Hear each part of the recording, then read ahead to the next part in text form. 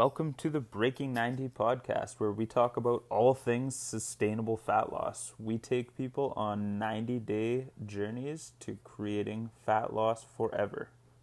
Thanks for listening. I hope you enjoy the episode. Hello, everybody. Welcome back to the Breaking 90 podcast. It's been a while since I've been here with my co-host, Jerrika Alex. We're excited to bring you guys another episode. Hope you enjoy listening. Make sure you reach out and let us know if you listened to this episode. Hey, Jer. Hey, Alex. How are you? Good. How you doing? Good. I think people that are listening right now can kind of hear us laughing when we say we're good because, well, we just finished Spartan race Blue Mountain. And I think when we say we're good, we're actually pretty sore. Yeah, I'm actually so crippled. I don't know if I've ever been this sore before. The 20K beast on Blue Mountain was like, well, you've told me before, but it's hard to know until you do it, but it's definitely a lot different than any other course. Definitely. Yeah, I know, as much as I can warn you, it's like it's long and grueling, but it's such an accomplishment too. But the body can't. It's a lot. The hills are pretty crazy there. It was crushing. Yeah. It was so many hills. But you are coming off 3 wins, so congrats. Thank you. Yeah, for those that have been listening to our podcast now for over a year, you've probably heard me talk about this last year on the podcast opening story. So I'm pretty excited to take home the 3 wins instead of the 2 last year. So it's pretty cool. Yeah, that's amazing. Yeah. You crushed it in all 3. We couldn't every time the race ended, it was like almost comical because we're like, oh, Jerrika won again.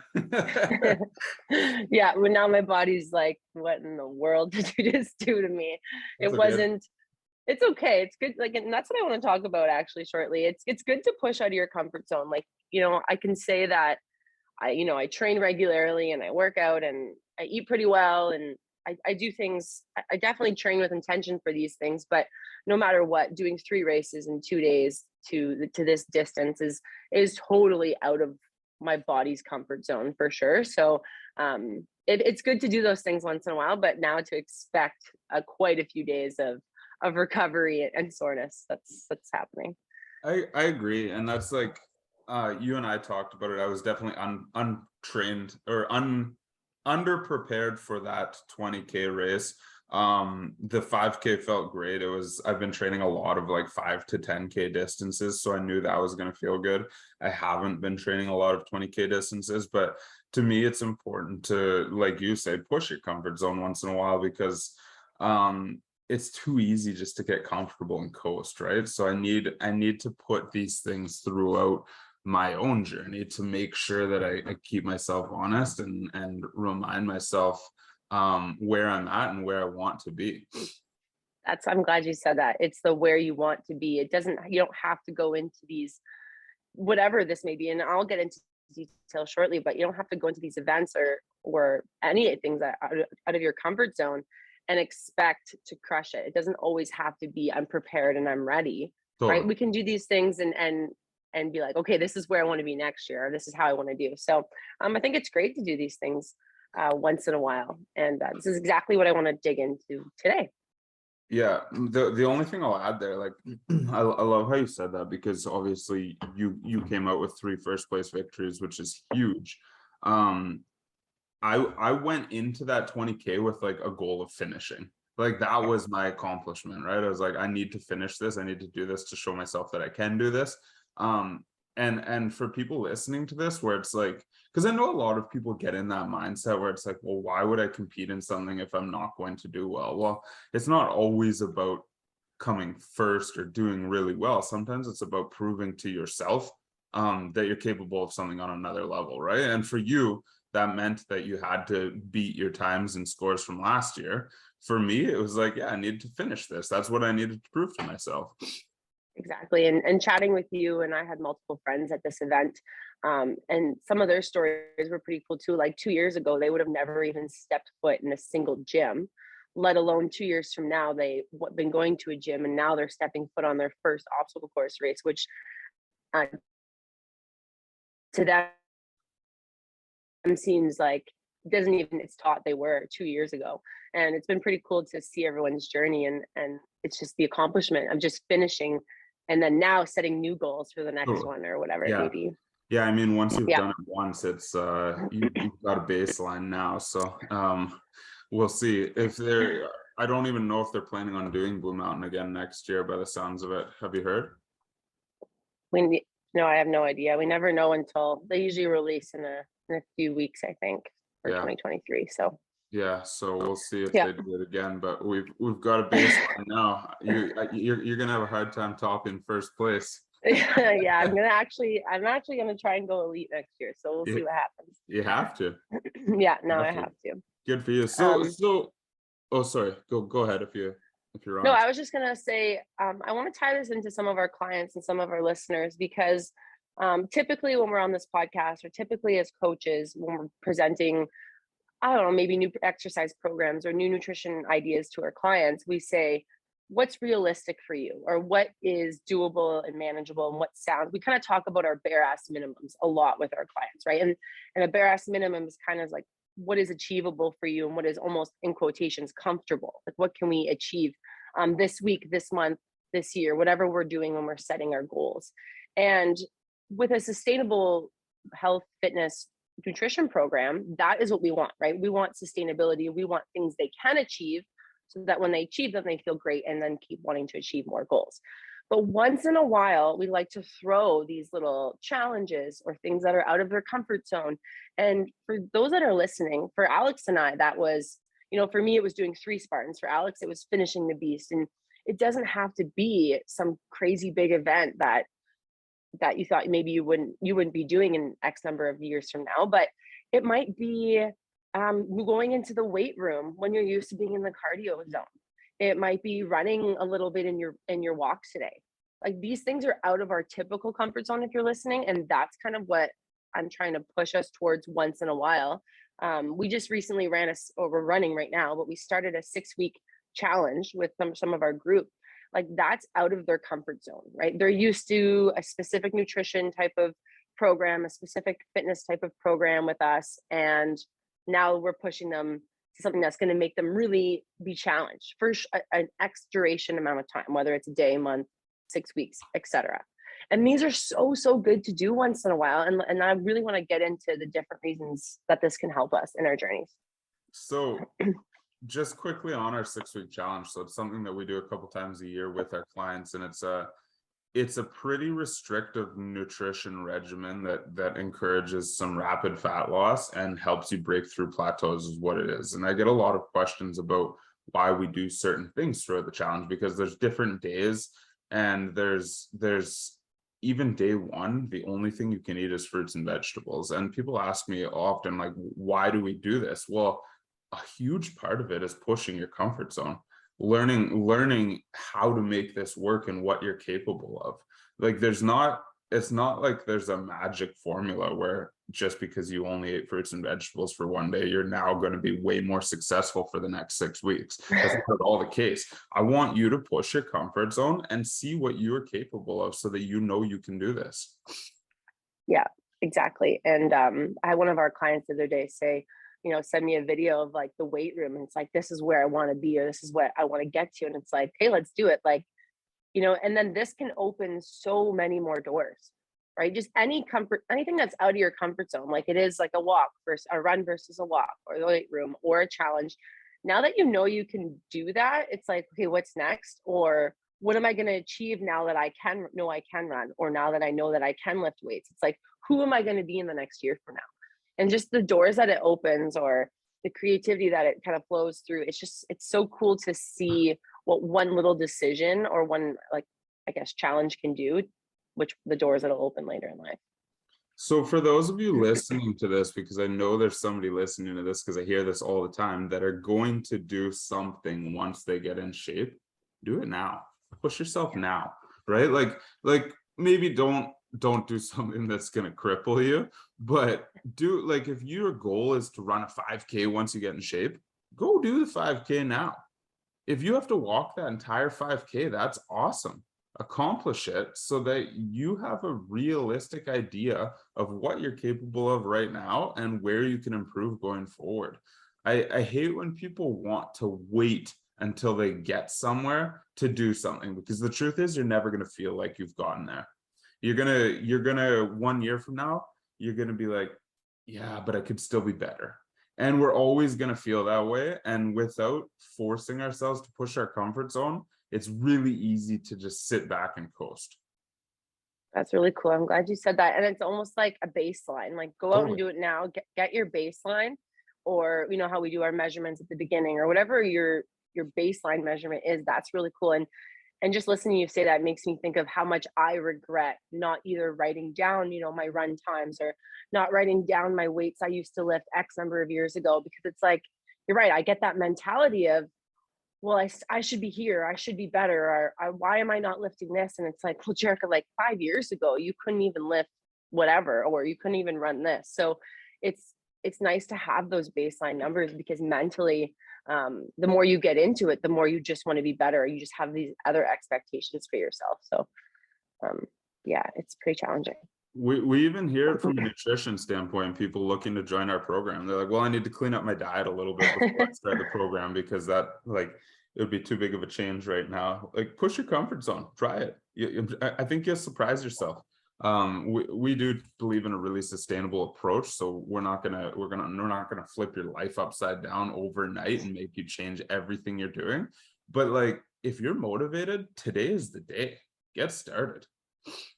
So true. And makes me think of like, when you say pushing out of your comfort zone of your nutrition, you know, that might just be something as simple as, and we're not saying you have to give it up, but you might just remove one thing out of your diet that could cause such a big impact. And you're like, holy crap, look at all the doors that are now open because I got rid of this one thing that was really putting a lot of maybe calories, or maybe it's hurting my energy levels or my recovery. Like it could have really been affecting you.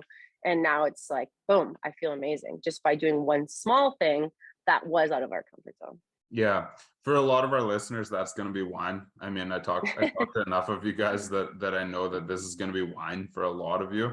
And it's not to say you can't have wine or shouldn't have wine, but if you're listening to this and you're like, yeah, that's wine, like, push yourself there. Maybe it means not having wine during the week. Maybe it means having a little bit less throughout the week or weekend. I'm not telling you not to have it, but for a lot of you guys, that's one of your big holdbacks from your nutrition standpoint. Yeah, and it goes a long way. And when you just cut out, like, I know wine, or another one for, I'm thinking of my father. We cut pop out of his diet. That's the only thing we changed. Didn't even increase any walking time or anything, and it was like insane. Yeah. The changes. Yeah. Yeah.